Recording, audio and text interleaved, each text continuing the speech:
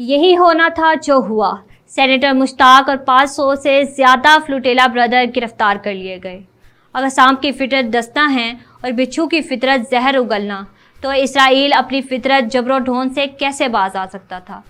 وہ قوم جس نے انبیاء سے جفا کی، جس قوم کے ایک رقاصہ نے اپنے نسوانی وجود کی قیمت یحییٰ نبی کا قتل بتائی، اس سے ہمیں انسانی بہبود کی کیا امید ہو سکتی تھی؟ تاریخ بتاتی ہے کہ یہ قوم ایسے معاملات میں کوئی بھی انسانی زبان نہیں سمجھتی، یہ صرف طاقت کی زبان سمجھتی ہے، وہی جو انہیں بخت نصر نے سمجھائی اور جو حالیہ تاریخ میں جرمنی کے بدنام زمانہ ستم گھر نے سمجھائی۔ اور بدقسمتی سے طاقت کی جو زبان بولنا ایک زمانے سے یہ امت بھول چکی ہے، سو دنیا کے کان اس کی بات سنتے تو ہیں مگر سمجھ نہیں پاتے۔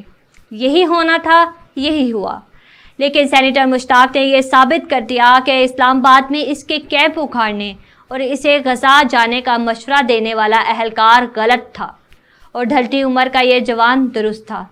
اس نے ثابت کیا کہ وہ ایسا فراخ حوصلہ شخص ضرور ہے جو اپنوں کے لیے ایک رائگاں سفر میں اتنی جان مار سکے۔ اس نے ثابت کیا کہ ایسے سیاست دان بھی ہو سکتے جو سینیٹ میں تقریر کرنے کے علاوہ عمل کے سمندر میں بھی کود سکتے ہیں۔ اس نے غزہ کے محصور انسانوں اور دینی رشتے میں جڑے مسلمانوں کو بتایا کوئی دیوانہ ہے، ان کے پنجرے سے سر ٹکرانے والا بھی آ سکتا ہے۔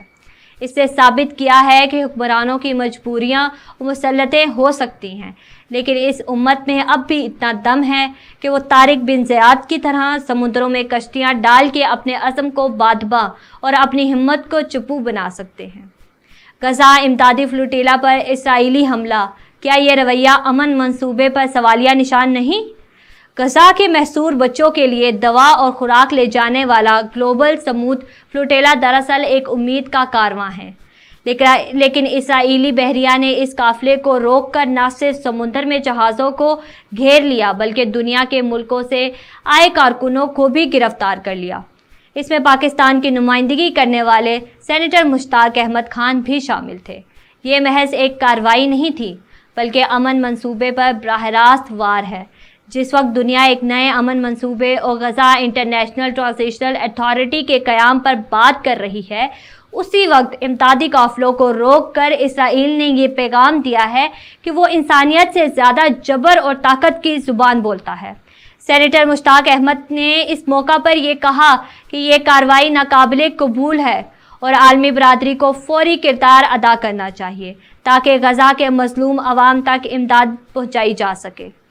ان کا یہ قدم اس بات کا ثبوت ہے کہ اب بھی ایسے لوگ موجود ہیں جو محض تقریروں میں نہیں بلکہ عمل کے سمندر میں بھی کودنے کا حوصلہ رکھتے ہیں۔ یہ فلوٹیلا صرف خوراک اور دوائی کا قافلہ نہیں ہے بلکہ مظلوم فلسطینیوں کے لیے ایک امید کا پیغام ہے، اور یہی وجہ ہے کہ آج دنیا میں یہ سوال پوچھ رہی ہے کہ اگر 43 ملکوں کے کارکنان کو گرفتار کر کے انسانیت کی خدمت کو جرم بنا دیا جائے تو پھر امن منصوبہ کس کے لیے ہے اور کس قیمت پر ہے؟ اسرائیل نے کھلے عام ملکوں سے بلا واسطہ طور پر پنگے لے لیے ہیں، اور اس رویے سے یہ ظاہر ہوتا ہے کہ وہ کسی سے بھی اچھے تعلقات رکھنے کی خواہش نہیں رکھتا۔ اگر فلسطینی نمائندگی کے بغیر کوئی نیا ڈھانچہ بنایا گیا تو یہ بھی ایک عارضی فارمولہ ہوگا جس سے کشیدگی مزید بڑھے گی، لیکن اگر یہ منصوبہ شفافیت، عوامی شمولیت اور انسانی حقوق کے احترام پر مبنی ہوا تو یہی امن کی نئی بنیاد بن سکتا ہے۔ سینیٹر مشتاق، پیر مظہر شاہ، ان کے دوسرے پاکستانی ساتھی اور سمود گلوبل فلوٹیلا کے یہ سارے انسانیت کے مجاہد تاریخ میں ذکر ہوں گے، یہ تاریخ میں زندہ رہیں گے۔ بہت بعد میں جب کبھی دنیا کو انسانیت کی سمجھ آئے گی، وہ اپنے بچوں کو پڑھایا کریں گے کہ جب دنیا نے مل کر کئی لاکھوں لوگوں کو پنجرے میں قید کر لیا تو کچھ لوگ تب بھی تھے جو سمندر کے سینوں پر تیر کر اس پنجرے تک چند نوالے پہنچانے آیا کرتے تھے، اور ان سرفروشوں سے لاکھوں دل امید لگایا کرتے تھے، ان کے لیے دست دعا اٹھایا کرتے تھے۔ یہ لوگ زندہ رہیں گے، یہ کردار زندہ رہیں گے، یہ روشنی کی راہ ہیں، یہ اس عہد میں وفا ہیں، یہ جبر کے خلاف وغا ہیں، یہ ضمیر زندہ کی دعا ہیں، یہ انسانیت کی صدا ہیں، یہ حریت کی ادا ہیں۔